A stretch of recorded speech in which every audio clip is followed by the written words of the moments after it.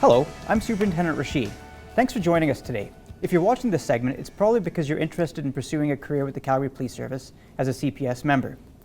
Unfortunately, because of the COVID-19 pandemic and the social gathering restrictions that come with it, we're not able to hold our regular recruiting information sessions where we might take you through a number of questions and answers and scenarios to talk about your suitability for a position with the CPS. Today, we're joined with members of our recruiting section, Constables Andy Buck and Jonathan Crespo, who are going to walk us through a number of different scenarios and questions and answers in how to become a competitive candidate.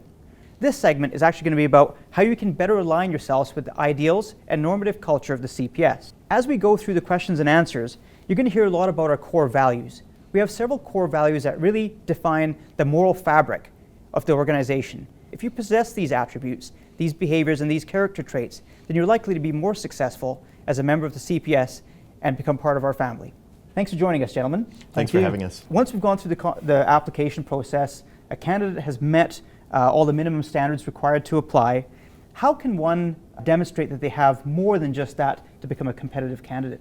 There's a number of things that an applicant can do that will initially become evident from their application, one of which was post-secondary education.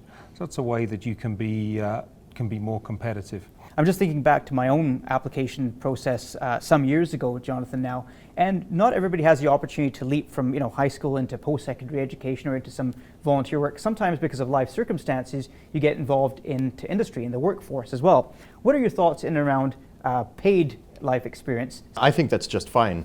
If, for example, you go from high school and into the workforce, there's plenty of opportunities to build some examples that you can explain to us as recruiters. This is how I possess the core values and the core competencies. Having some paid experience in the workforce, I'm sure, Andy, you would agree with this as well. You're going to build teamwork. You're going to build on the skills of communication, also in integrity and honesty. Conflict resolution skills in the workplace are obviously quite important. So I do agree that life experience comes through paid vocation as well. Tell me a little bit, Jonathan, about your perspectives on traveling. Whether you travel alone or with a friend, plenty of opportunity to build some character and demonstrate to us that you grew as a person or matured as a person. And let's be honest, I mean, pre-pandemic as well, it certainly takes some courage to kind of venture out and travel to some unknown destinations by yourself or with people that perhaps you don't know very well. I think it builds some resilience and some good character traits, notwithstanding the respect that you develop for different cultures and diverse populations as well. So that's a great point. Yeah, absolutely. I think it's no secret Calgary is an extremely diverse city, and what better way to demonstrate that you understand different diversity, different cultures than by traveling and experiencing that firsthand. Calgary in the last year has become the third most diverse city in Canada. So that's a great hallmark trait that we should all be very, very proud of as well. Tell me, Andy, about post-secondary education. You talked about that at the beginning of this segment. What kind of skills and character does successful completion of a post-secondary program show to the CPS? I can stick my hand up and say I do not have post-secondary education, and it's not been a hindrance to my career. Having said that, if you're successful in the process, we're going to put you into a learning environment. There's going to be a lot of study involved. So it evidences that capacity to learn. So with regards to that, what bearing does a candidate's level of fitness and health have on their suitability for hiring? You can imagine being a police officer, there is plenty of need to have a high level of fitness and health. Not only for the A-Prep, which is a mandatory part of the application process, but in recruit classes as well. There's going to be plenty of physical training, plenty of skills training, how to interact with non-cooperative and often violent offenders. Not only that, but once you graduate and you get onto the street, you have no idea what your patrol day is going to look like. It could be standing on a street corner or in the wing of a hospital for several hours on end. It could be a foot chase with an offender. It could be a physical confrontation with an offender. Searching for a missing child or a missing elderly person in a ravine, in a park. I worked in the mountain bike unit for a summer. Lots of folks go into TAC, K9, just a few examples. Public safety unit that requires being fit, having a solid foundation of physical fitness. And arguably, physical fitness brings mental resiliency that helps you deal with some of those adverse situations that you talked about as well. Exactly. In addition to that overall health and wellness and physical fitness, it's the recognition that it's pretty intense, the training, and we want to try to ensure that you're not at risk of injury. So by having a good level of fitness when you come in, hopefully will reduce the need for you to be sick or injured. It's hugely important. Two of our core values at the CPS are courage and respect. Why are those two values important in selecting the right candidate for the job?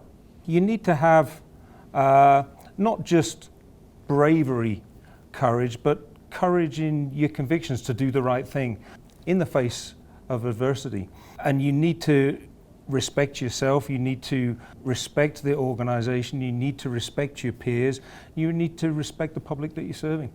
And I think that last point is more relevant now than ever before, is that our community demands that we be agile and responsive to their needs. And so we need to respect when they have demands of us, that it's not a prescriptive process and that serving the community is an iterative one. And I think that's why that mutual respect as a core value is so important. So thanks for bringing that up, for sure.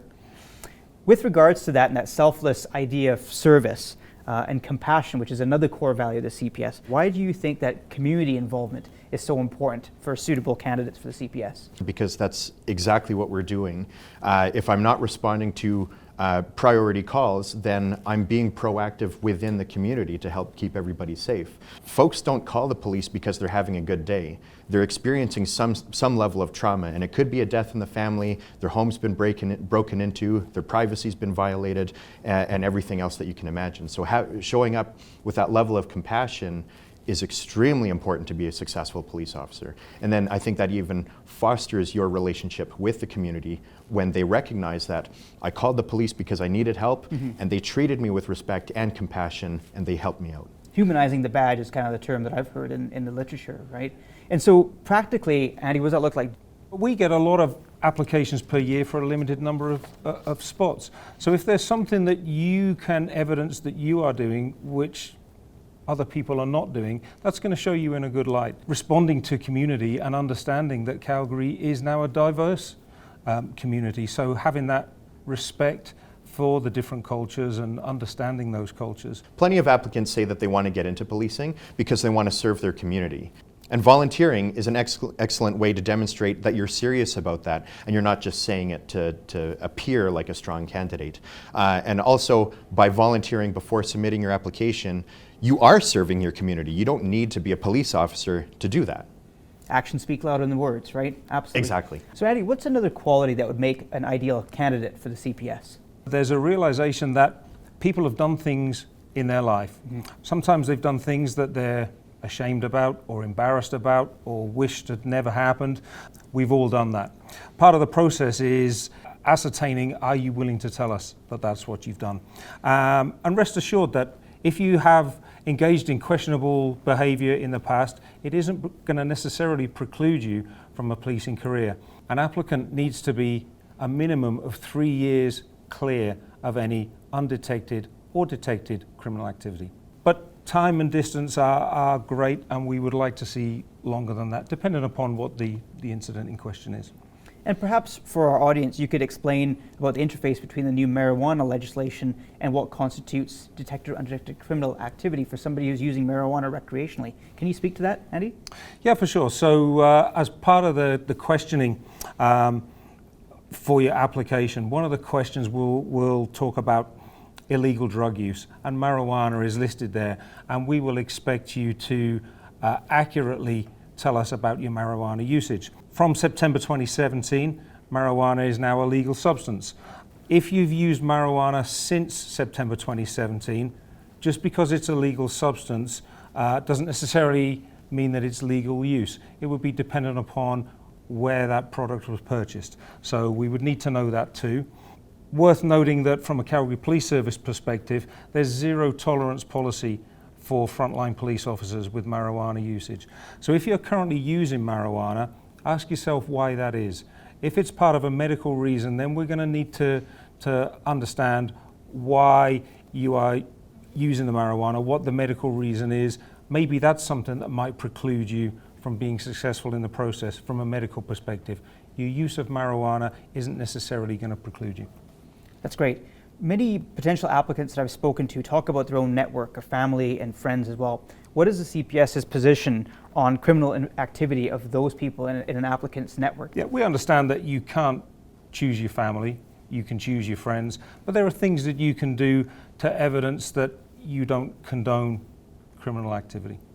And that really aligns very well with the next core value of the CPS, which is accountability.